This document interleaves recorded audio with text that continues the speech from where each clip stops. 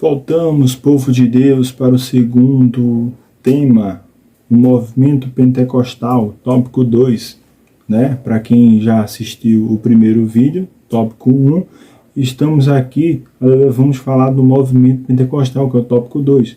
Ou seja, é tão interessante falar em pedacinhos assim, porque se nós formos falar em seguida, meu Deus do céu, eu preciso aqui de uma vigília para falar, ou futuramente uma live, para falar a verdadeira origem, né, de forma cronológica, pois como não tem um tempo, o tempo é curto. Quando nós falamos do amor de Deus, o tempo, aleluia, glória, aleluia, vai de passa que você nem percebe. Por isso que eu separei de vídeos curtos, assim, para nós focar sempre em cada tema, e para que nós venhamos aprender mais da palavra e do bom ensinamento de Deus. Vamos lá. Tópico 2, o movimento pentecostal. É inquestionavelmente aceito por todos os pentecostais que o movimento pentecostal ocorrido no início do século XX na Rua Azusa, em Los Angeles, Califórnia, em 1906, foi um relevante agente que difundiu a chama do Espírito Santo pelo mundo, assim como na igreja primitiva, lá atrás em Atos 2, 46-47, que diz: e perseverando unânimes todos os dias no templo, partindo o pão em casa, comia juntos com alegria e singeleza de coração, louvando a Deus e caindo na graça de todo o povo. E todos os dias acrescentava o Senhor à igreja daqueles que se havia de salvar, né? Glória a Deus.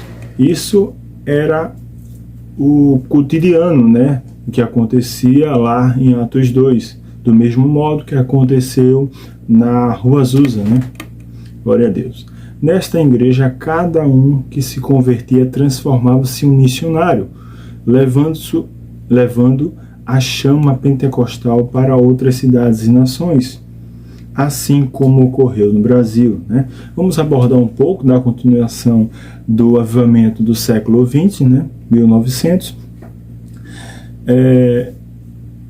O Charles Parham, né? Para quem assistiu o outro vídeo, ouviu falar que o Charles Parham foi um pastor metodista, na qual deu o pontapé inicial desse avivamento. Aí aqui já vai encontrar o avivamento na Rua Azusa. E eu gosto de frisar, eu queria frisar a vocês, que o avivamento simplesmente não começou na Rua Azusa, como nós ouvimos aí muitos falarem. O avivamento começou na Rua Bonner, na casa da família Asbury, né? Porque se nós formos na história, a Rua Azusa foi o segundo local que continuou o avivamento pentecostal. E por isso, pelo seu segundo lugar e o local permanente, aí considerou a Rua Azusa e não a Rua Bonner. Mas vamos falar como foi que aconteceu tudo isso, né?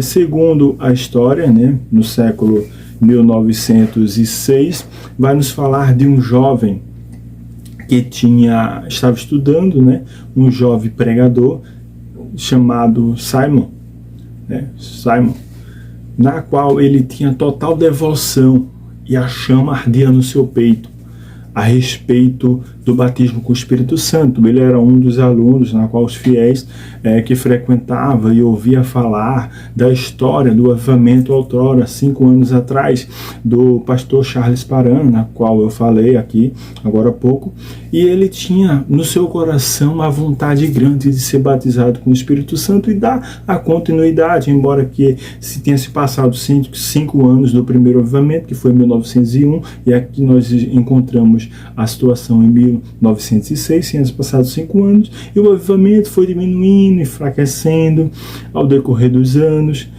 embora que no primeiro avivamento da rua em 1901, na igreja de Charles Parham, foi um movimento gigantesco, na qual Deus se apoderou, Deus usou, e Mas ao decorrer dos anos, devido à iniquidade, o amor de muitos se esfriou. Eu acredito que o avivamento também foi se esfriando. E Deus tinha que se levantar outra pessoa. No caso, esse Simon aqui. A história desse jovem Simon é uma história um pouco triste, né? Na qual ele teve que passar por ser um jovem negro, e o seu pai foi africano e escravo. Ele foi muito humilhado, porque ele queria aprender a estudar, a ler e escrever, e ele não poderia frequentar as aulas dentro da sala de aula, porque outrora tinha nos Estados Unidos, né, aquele modo perseguidor racial, né, que tinha aquela rixa dos brancos com negros, né, aquela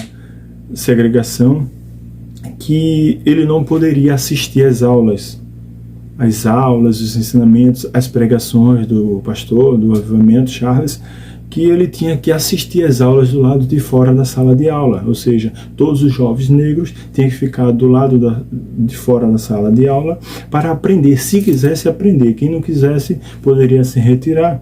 Isso foi um momento crucial da vida de Simon, porque se imagine, se ele diz, poxa, eu quero avivamento, mas estão me perseguindo tanto pela minha cor, pela minha etnia negra, eu vou abrir mão, porque eu sou negro, não sou gente, não. Ele simplesmente colocou uma convicção dentro de si, dizendo, eu só saio daqui quando eu aprender e quando eu receber o avivamento de Deus.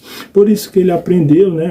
Foi aprendendo a ler e escrever, foi aprendendo a história bíblica, e uma bela vez, na sua idade, já tinha se tornado pregador, ele foi chamado para pregar em uma das localidades dos Estados Unidos. E quando chegou lá, a evangelista, né, que comandava a igreja naquele tempo, uma mulher, ouviu a pregação dele. Alguns se alegraram com a pregação dele, mas o foco dele nas pregações foi sobre Cristo, né, cristocêntrico, e sobre o batismo com o Espírito Santo. Mas aquelas pessoas naquela igreja não tinham ainda o batismo com o Espírito Santo, e principalmente o líder, né? Porque a palavra do Senhor vai nos falar que se o líder for frio, a igreja é fria. Se o líder for quente, a igreja é quente. Se você vê muitas das igrejas frias, é porque o líder está frio, né?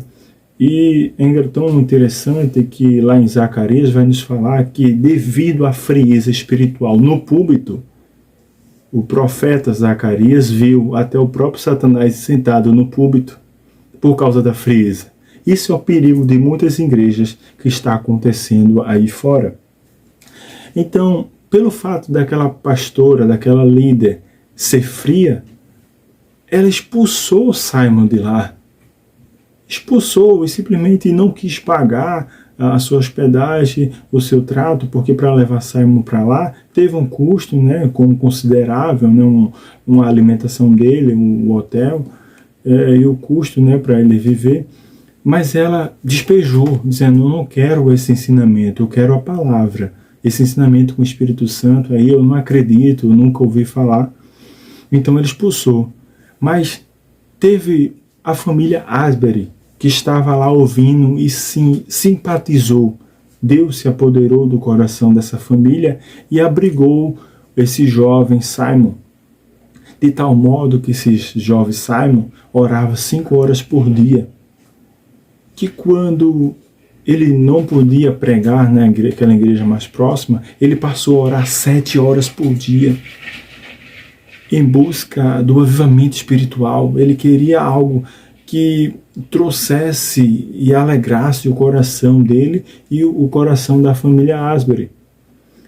De tal modo que, se passados dias, a família Asbury pensou e disse, tem uma pessoa, você conhece alguma pessoa, Simon, que nós pudermos trazer aqui para fazer uma reunião, para ensinar nós da palavra de Deus? Ele disse, tem sim. Tem uma amiga minha que foi batizada pelo Espírito Santo do pastor Charles.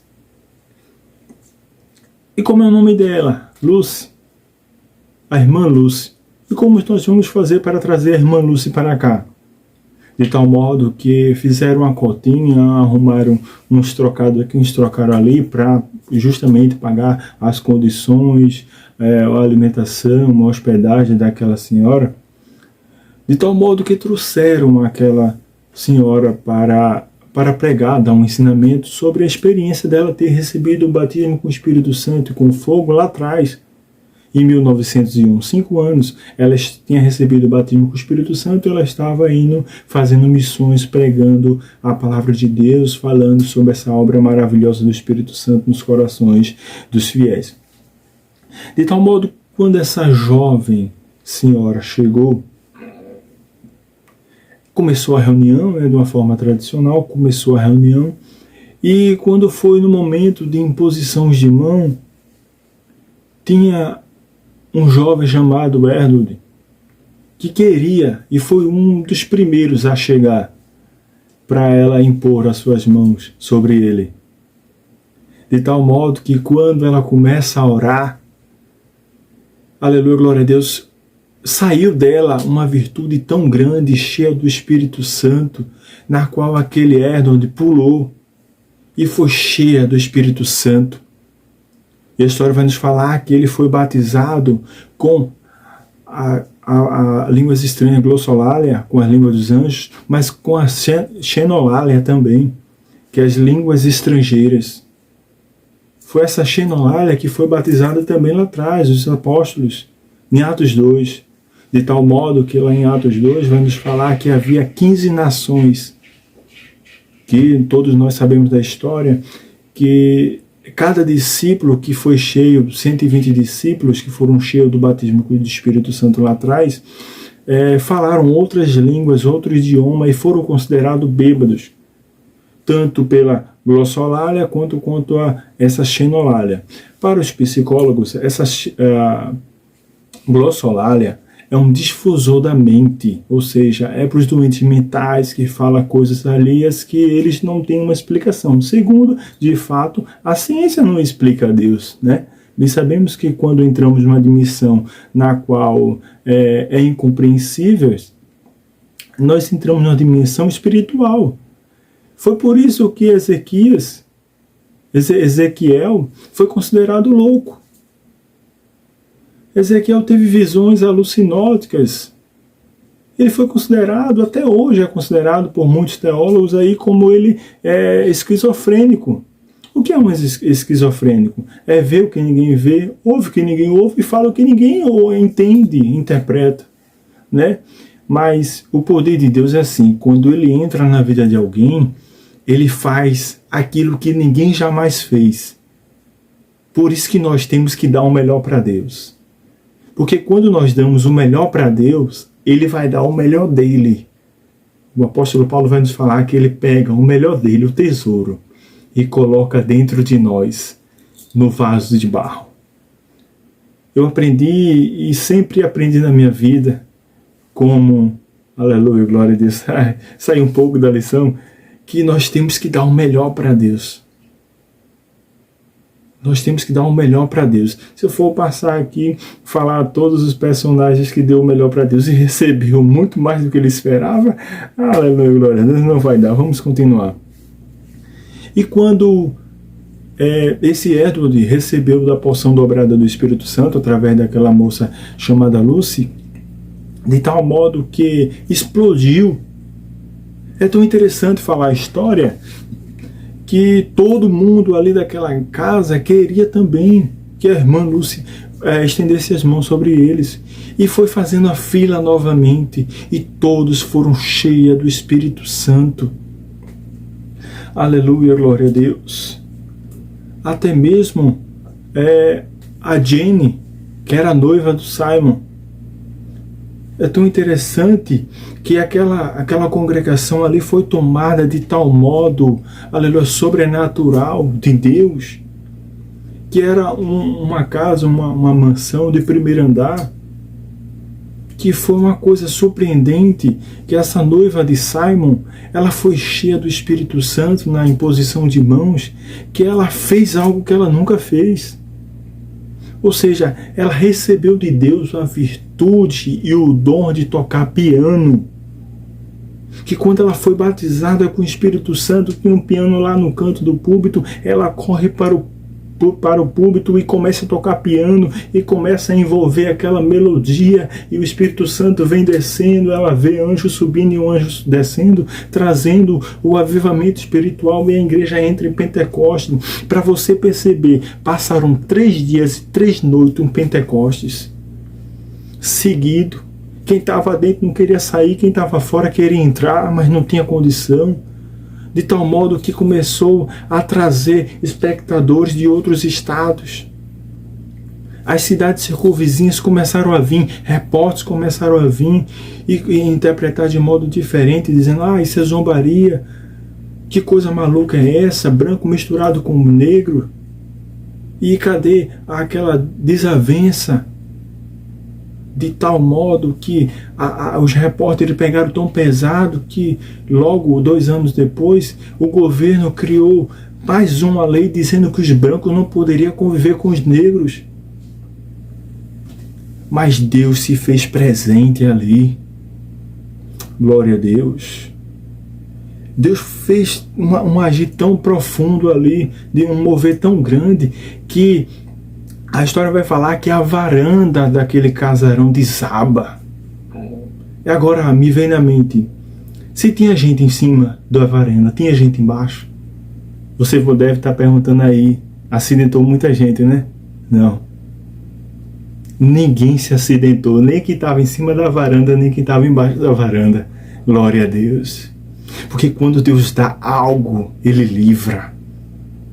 Quando Deus dá a porção dobrada dele, o inimigo quer intervir, aleluia, colocar empecilho, colocar obstáculo, armar uma arapuca, mas vai se debalde.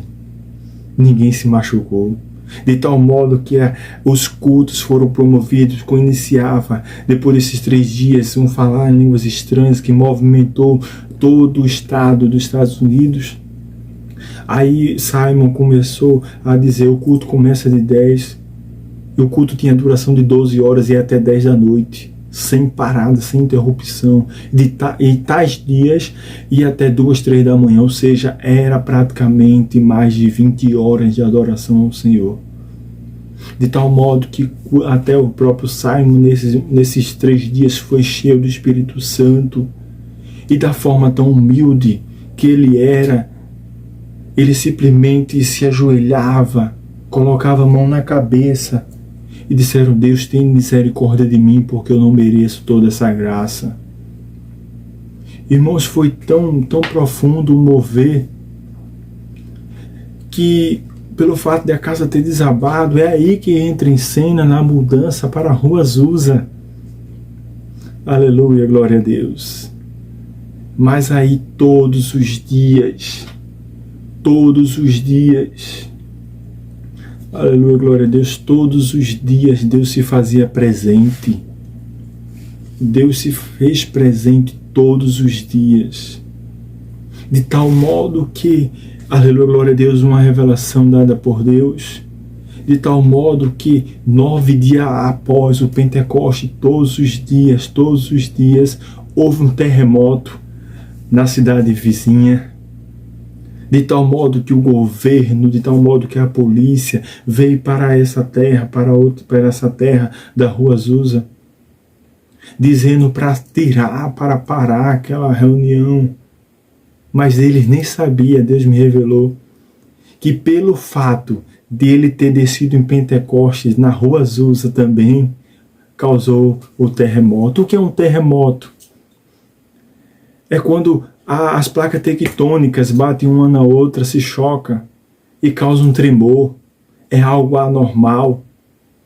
De tanto o povo da Rua Azusa pisar, pular, chacoalhejar, tremer a terra aqui, enraizou até lá do outro lado da outra cidade.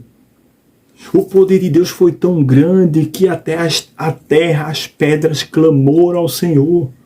Porque do mesmo jeito que Deus, enquanto estava andando sobre o mar, criou aquela tempestade toda, quando ele estava dentro do barco, criou aquele vento, aquelas ondas agitadas. Do mesmo jeito que lá em Moisés, capítulo 19, quando Deus vai falar com Moisés, o monte treme, a terra abala, foi do mesmo jeito que ele fez na Rua Azusa também. Aleluia. A varanda caiu no primeiro prédio, mas na Rua Azusa, como não tinha como cair, Deus não permitiu que caísse mais, enraizou para outra cidade, e a outra cidade entrou em terremoto. Glória a Deus. Deus ainda é Deus. Deus ainda é Deus. Aleluia, glória a Deus. Até as pedras clamou nesse dia. Por isso que até hoje nós consideramos a capital, o local do avivamento, porque da Rua Azusa, porque de lá é que não teve mais interrupções. Seguiu até os dias de hoje. É tão interessante que havia aquelas misturas raciais e vinha de outros estados. É aí que veio surgindo, aleluia, glória a Deus, Daniel Berg. Já ouviu falar dessa história, desse acontecimento da Rua Azusa? Mas Daniel Berg já estava nos Estados Unidos desde 1902, mas não conhecia Gunnar-Wingre. Eles vieram da Suécia, porque lá estava uma escassez, uma miséria do governo de lá, vieram para cá. E quando eles ouviram do avivamento da Rua Azusa, eles já também, aleluia, glória a Deus, Daniel Berg era um jovem, 18 anos, trabalhava na quitanda, mas o Gunnar-Wingre era pastor já, mas tinha aquele propósito. Mas mais na frente irei falar sobre Daniel Berg e Gunnar-Wingre. Vamos continuar, aleluia, glória a Deus. Tópico 2.1. Deus envia os suecos Daniel Berg e Gunnar-Wingre ao Brasil. O começo do ministério assembleano no Brasil ocorreu através de dois homens cheios do Espírito Santo. A história mostra que os missionários suecos Daniel Berg e Gunnar-Wingre chegaram ao solo brasileiro após receber a palavra profética enquanto estava nos Estados Unidos. Bem que eu falei, 1912, quando eles vieram da Suécia para os Estados Unidos. Eles já ouviram falar do avivamento da Rua Azusa. Está lá em Marcos 16:15, e vai nos falar que ele por todo mundo pregar o evangelho a toda criatura, e vai nos falar também em Atos da chamada de Paulo e Barnabé, ou seja, Daniel Berg e Gunnar-Wingre, os dois não se conheciam, se foram se conhecer em 1909, mas os dois tinham no seu coração a vontade de ser um missionário de Deus, os dois tinham a vocação. Vamos lá. Para melhor entendermos essa convocação divina, esses homens nem sequer sabiam onde esse local ficava, o lugar que ele iria ir. Diante dessa profecia, eles recorreram ao mapa mundi e viram se tratar de uma cidade no norte do Brasil. 2.2. O movimento pentecostal nos Estados Unidos e a sua influência, como já falei a história, vou só dar continuidade lendo, porque o tempo não permite continuar mais. Os numerosos estudos feitos sobre o tema corroboram que a Assembleia de Deus no Brasil está conectada com o movimento pentecostal ocorrido lá nos Estados Unidos. De lá se alastrou para o mundo, chegando no Brasil, no estado do Pará. Mais tarde, incendiaria o território nacional com a mensagem do Evangelho Pentecostal, de que Jesus batiza com o Espírito Santo, né? Na qual Jesus disse lá em Mateus 3:11, né? Que vai falar de João Batista, né? Que João Batista disse: eu vos batizo com água para arrependimento dos pecados, mas virá outro aí, maior que eu, na qual não sou digno de atar as suas sandálias, que vos batizará com o Espírito Santo e com fogo. Esse é o tema forte, batismo com o Espírito Santo e com fogo. Se você crer, você vai receber. Cura e em breve voltará nos ares para buscar a sua igreja santa e remida. 2.3. O movimento pentecostal em solo brasileiro.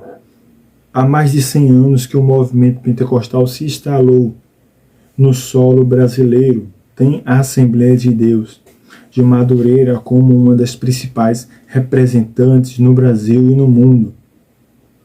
Temos a certeza de que o Espírito Santo foi derramado sobre este ministério para impulsioná-lo, encorajá-lo, guiá-lo e capacitá-lo no exercício da pregação do Evangelho, né? Marcos 16:15 e Atos 1:8. Assim, a Assembleia de Deus de Madureira é uma denominação respeitada e reconhecida no Brasil e no mundo. Tendo se desenvolvido de maneira respeitável em seus começos e mantém na atualidade firmeza, zelo e importância na sociedade como uma igreja legítima e atuante onde está implantada. Bem, o próximo tópico estará no próximo vídeo, na qual eu irei deixar o link na descrição, e que quem gostou, comente, compartilhe, comente para que nós venhamos interagir um pouco, curta principalmente esse vídeo e compartilhe com os demais irmãos e amigos e colegas que não assistiram ainda. Em breve, o próximo tópico 3. Na paz.